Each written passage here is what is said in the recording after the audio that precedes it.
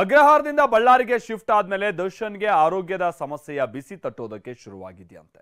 ಬೆನ್ನೋವು, ಕೈ ನೋವು, ಹೀಗೆ ಹತ್ತಾರು ಸಮಸ್ಯೆಗಳು ಅವರನ್ನ ಕಾಡ್ತಾ ಇದ್ರೆ ವೆಯ್ಟ್ ಲಾಸ್ ಕೂಡ ದರ್ಶನ್ ಅವರನ್ನ ಕಂಗಾಲಾಗಿಸ್ತಾ ಇದೆಯಂತೆ. ಹಾಗೆ ಮತ್ತೊಂದು ಕಡೆ ದರ್ಶನ್ ಅವರ ರಾಜಾತಿಥ್ಯ ಇತರೆ ಕೈದಿಗಳಿಗೆ ಬಿಸಿ ಮುಟ್ಟಿಸಿದೆ. ಅವರ ಮೊದಲ ರಕ್ತ ಸಂಬಂಧಿಗಳು ಅವರ ವಕೀಲರು ಅಷ್ಟೇ. ಬ್ಯಾಕ್ ಪೇನ್ ಏನೋ ಇದೆ ಅಂತೆ. ನಮ್ದು ಅಲ್ಲಿರೋದು ಇಂಡಿಯನ್ ಟಾಯ್ಲೆಟ್ ಆಗಿದೆ, ಕುಂದ್ಕೊಳ್ಳಿಕ್ಕೆ ಆಗಲ್ಲ ನನಗೆ, ಅಟ್ಲೀಸ್ಟ್ ನನಗೆ ಸರ್ಜಿಕಲ್ ಚೇರ್ ಕೊಡಿಸಿ ನನಗೆ ಅಂತ ರಿಕ್ವೆಸ್ಟ್ ಮಾಡಿದ್ದಾರೆ. ಬೆನ್ನು ನೋವು, ಕೈ ನೋವು, ಕಡಿಮೆ ಆಗ್ತಿದೆ ದೇಹದ ತೂಕ, ಭಾರವಾಗ್ತಿದೆ ದಾಸನ ಮನಸ್ಸು. ಪರಪ್ಪನ ಅಗ್ರಹಾರದಲ್ಲಿ ಹಾಯಾಗಿದ್ದ ರೇಣುಕಾಸ್ವಾಮಿ ಕೊಲೆ ಆರೋಪಿ ದರ್ಶನ್ ಬಳ್ಳಾರಿಗೆ ಶಿಫ್ಟ್ ಆಗಿದ್ದೇ ಆಗಿದ್ದು ಒಂಟಿತನದಲ್ಲಿ ಮತ್ತಷ್ಟು ಬಂದಿಯಾಗಿದ್ದಾನೆ. ಅಕ್ಕಪಕ್ಕದ ಸೆಲ್ನಲ್ಲಿರುವಂತಹ ಕೈದಿಗಳ ಜೊತೆ ಆಗ್ಲಿ, ಜೈಲು ಅಧಿಕಾರಿಗಳ ಜೊತೆ ಆಗ್ಲಿ ದರ್ಶನ್ ಮಾತು ತಂದೆ ತಾಯಿಯಾಗುವುದು ಇನ್ನೂ ಕನಸೇ. ಅಪೋಲೋ ಫರ್ಟಿಲಿಟಿ ಮೂಲಕ ನಿಮ್ಮ ತಂದೆ ತಾಯಿಯಾಗುವ ಕನಸನ್ನು ನನಸಾಗಿಸಿಕೊಳ್ಳಿ. ಉಚಿತ ಆಪ್ತ ಸಮಾಲೋಚನೆಗಾಗಿ ಕರೆ ಮಾಡಿ 9953323196. ಅಷ್ಟಕ್ಕಷ್ಟೇ ಅಂತೆ. ಹೀಗಿರುವಾಗ ನಿನ್ನೆ ಅಷ್ಟೇ ಪತ್ನಿ ವಿಜಯಲಕ್ಷ್ಮಿ ಬಳ್ಳಾರಿ ಸೆಂಟ್ರಲ್ ಜೈಲಿಗೆ ಭೇಟಿ ಕೊಟ್ಟು ಪತಿ ದರ್ಶನ್ ಅನ್ನ ನೋಡ್ಕೊಂಡು ಬಂದಿದ್ರು.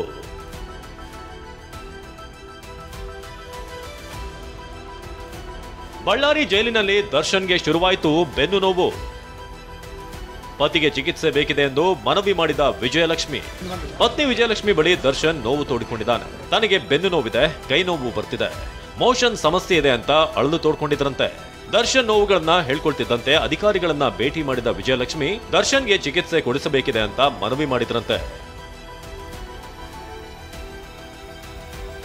ವಿಜಯಲಕ್ಷ್ಮಿ ಹೀಗೆ ಮನವಿ ಮಾಡ್ತಿದ್ದಂತೆ ಡಿಐಜಿ ಟಿಪಿ ಶೇಷ ದರ್ಶನ್ ಮೆಡಿಕಲ್ ರಿಪೋರ್ಟ್ಗಳನ್ನ ಕೇಳಿದ್ದಾರೆ. ಇಷ್ಟೇ ಅಲ್ಲದೆ ಕೊಲೆ ಆರೋಪಿ ದರ್ಶನ್ಗೆ ಇರೋದು ಎಲ್ಲ ಮೈನರ್ ಸಮಸ್ಯೆಗಳೇ, ಬೆನ್ನು ನೋವು, ಮಲಬದ್ಧತೆ ಸಮಸ್ಯೆ ಅಷ್ಟೇನೂ ಗಂಭೀರವಲ್ಲ. ಅವಶ್ಯಕತೆ ಇದ್ರೆ ಜೈಲು ವೈದ್ಯರೇ ಆರೋಪಿಗೆ ಚಿಕಿತ್ಸೆ ಕೊಡ್ತಾರೆ ಅಂತ ಹೇಳಿದ್ದಾರಂತೆ. ಡಿಐಜಿ ಮಾಹಿತಿ ಬೆನ್ನಲ್ಲೇ ವಿಜಯಲಕ್ಷ್ಮಿ ಮೆಡಿಕಲ್ ರಿಪೋರ್ಟ್ಗಳನ್ನ ನೀಡಿದ್ದಾರೆ. ಈ ವರದಿಗಳನ್ನ ಆಧರಿಸಿ ದರ್ಶನ್ಗೆ ವೈದ್ಯಕೀಯ ತಪಾಸಣೆ ಮಾಡಲಾಗಿದೆ. ಬೆನ್ನು ನೋವಿಗೆ ವೈದ್ಯರು ಚಿಕಿತ್ಸೆ ನೀಡಿದ್ದು ಮೆಡಿಕಲ್ ರಿಪೋರ್ಟ್ ಡಿಐಜಿ ಕೈ ಸೇರಲಿದೆ. ವರದಿ ಪರಿಶೀಲನೆ ಬಳಿಕವೇ ಸರ್ಜಿಕಲ್ ಚೇರ್ ಒದಗಿಸುವ ಬಗ್ಗೆ ನಿರ್ಧಾರ ಆಗಲಿದೆ. ಬ್ಯಾಕ್ ಪೇನ್ ಏನೋ ಇದೆ ಅಂತೆ. ನಮ್ದು ಅಲ್ಲಿರೋದು ಇಂಡಿಯನ್ ಟಾಯ್ಲೆಟ್ ಆಗಿದೆ, ಇಂಡಿಯನ್ ಟಾಯ್ಲೆಟ್ ಇದೆ. ಕುಂದ್ಕೊಳ್ಳಿಕ್ಕೆ ಆಗಲ್ಲ ನನಗೆ, ಮೋಷನ್ ಮಾಡ್ಲಿಕ್ಕೆ ಆಗಲ್ಲ, ಹೆಲ್ತ್ ಇಶ್ಯೂ ಇದೆ.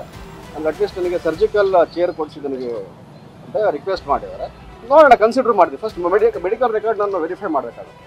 ಮೆಡಿಕಲ್ ರೆಕಾರ್ಡ್ ವೆರಿಫೈ ಮಾಡಿ ಅಗತ್ಯತೆ ಇತ್ತು ಅಂತಂದ್ರೆ ಕೊಡ್ತೇನೆ. ಏನು L3 L4 ಅಲ್ಲ, ಏನು ಹೇಳಿದ್ರೆ L5 ಸ್ಪೈನಲ್ ಕಾರ್ಡ್ ಏನೋ ಪ್ರಾಬ್ಲಮ್ ಇದೆಯಂತೆ. ಅದಿತ್ತು ಅಂತಂದ್ರೆ ಆಸ್ ಪರ್ ರೂಲ್ಸ್ ಅಷ್ಟೇ, ಆಸ್ ಪರ್ ರೂಲ್ಸ್ ಏನಿರೋದನ್ನ ಕೊಡ್ತೀವಿ. 2 ದಿನ ಒದ್ದಾಟ, ನಿನ್ನೆ ಆರಾಮಾಗಿ ಮಲಗಿದ ದಾಸ. ದರ್ಶನ್ ಬಳ್ಳಾರಿ ಜೈಲಿಗೆ ಶಿಫ್ಟ್ ಆಗಿ ಇಂದಿಗೆ 4 ದಿನ. 2 ರಾತ್ರಿ ನಿದ್ರೆ ಇಲ್ಲದೆ ದರ್ಶನ್ ಒದ್ದಾಡಿದ್ದ. ನಿನ್ನೆ ಪತ್ನಿ ಭೇಟಿ ಬಳಿಕ ಚೆನ್ನಾಗಿ ನಿದ್ರೆ ಮಾಡಿದಾನಂತೆ. ಬೆಳಗ್ಗೆ ಎದ್ದು ವಾಕಿಂಗ್ ಮಾಡಿದಾನೆ. ಪತ್ನಿ ಬಂದು ಹೋದ್ಮೇಲೆ ದರ್ಶನ್ ಮಾನಸಿಕವಾಗಿ ಸ್ವಲ್ಪ ಚೇತರಿಸಿಕೊಂಡಿದ್ದಾನಂತೆ.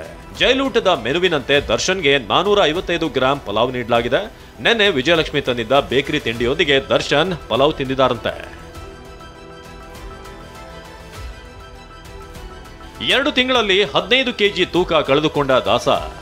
ಕೊಲೆ ಪ್ರಕರಣದಲ್ಲಿ ಜೈಲು ಹಕ್ಕಿಯಾಗಿರುವ ನಟ ದರ್ಶನ್ 2 ತಿಂಗಳಲ್ಲಿ ಸುಮಾರು 15 ಕೆಜಿ ತೂಕ ಕಳೆದುಕೊಂಡಿದ್ದಾನಂತೆ. ಬೆಂಗಳೂರಿನಿಂದ ಬಳ್ಳಾರಿ ಜೈಲಿಗೆ ಶಿಫ್ಟ್ ಮಾಡುವ ಮುನ್ನ ಅಧಿಕಾರಿಗಳು ದರ್ಶನ್ ತೂಕ ಚೆಕ್ ಮಾಡಿದ್ದಾರೆ. ಆ ವೇಳೆ 115 ಕೆಜಿ ಇದ್ದ ದರ್ಶನ್ ಈಗ 100 ಕೆಜಿಗೆ ಇಳಿದಿರೋದು ಗೊತ್ತಾಗಿದೆ. ಬೇರೆ ಕೈದಿಗಳ ಮೇಲೂ Darshan ರಾಜಾತಿಥ್ಯದ effect.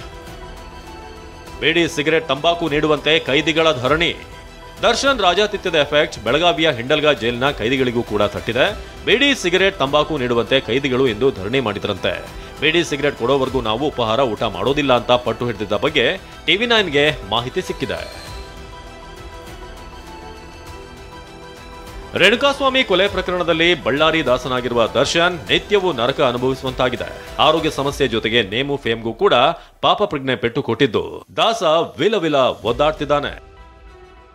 Bureau report TV9.